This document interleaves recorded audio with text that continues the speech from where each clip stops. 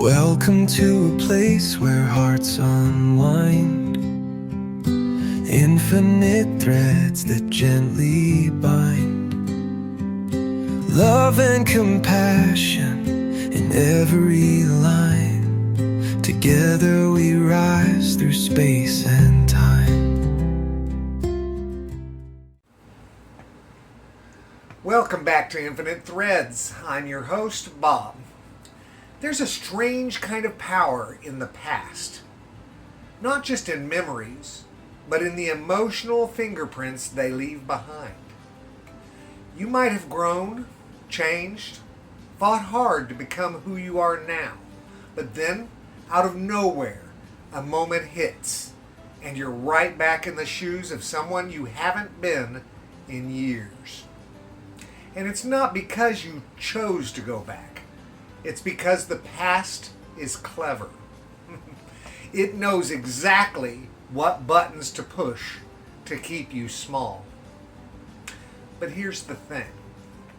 The past only has the power you give it. It might whisper, but you don't have to answer. It might pull, but you don't have to go. Have you ever had a moment where you knew you were safe, loved, capable, yet your whole body reacted like it was back in a time when you weren't? That's the past trying to keep you small. Maybe it says something like, "You always mess things up," or "Don't speak up, no one cares. Why try? You know how this ends." It mimics your voice, but it isn't your truth, guys. That's fear dressed up in your history. The past doesn't just live in memory.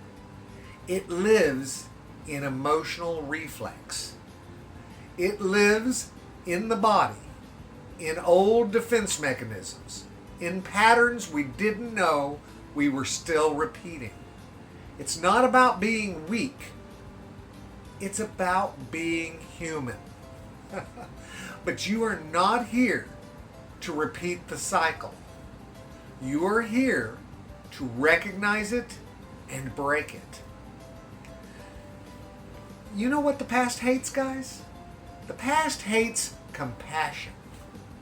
Because the moment you respond with gentleness instead of shame, you begin to reclaim your power. It's true. The past wants you to believe that you are still broken, still stuck, still the scared child who had to shrink to survive. But love, guys, love says, look how far you've come. You're safe now. You don't need to shrink anymore. You don't owe your pain anything. Every time you choose love instead of fear, you stretch the thread forward.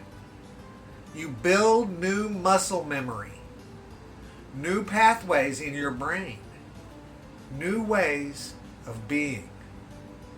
This isn't just about optimism. This is science. This is called neuroplasticity. This is transformation, guys. I mean, it's a big deal. Let's pause here a second and breathe. Think of one belief that you've carried from the past, something that used to define you. Now, ask yourself, is it still true? Is it serving your life today? Or is it a ghost, a leftover, a cage that doesn't even fit you anymore? What if today you just said, I hear you, but I don't belong there anymore? What if you let love answer instead?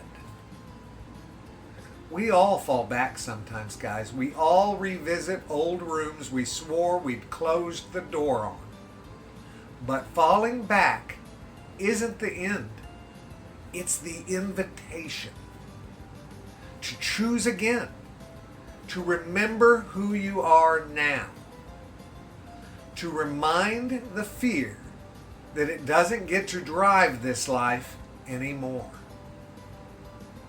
You've grown too much, loved too much, lived too much. Your life doesn't belong to who you used to be. It belongs to who you are becoming. And every day you love anyway, every time you speak truth to an old lie, every time you show up as the version of you instead of the scared version, you stretch the thread forward. And forward is where freedom lives. So today, guys, let's not run from the pull of the past. Let's face it. Name it. Love the parts of ourselves that once needed it. And then, let's step forward anyway. The thread you're holding now is stronger than anything behind you. It's not too late. You're not too far gone. You don't have to live small anymore. You are loved. You're becoming. And that love you're learning to live from, you know that? It's going to carry you further than fear ever could. I love you guys very, very, very much. And you know what I need you to do. Go out and pass that on. Later, Gators. Bye-bye.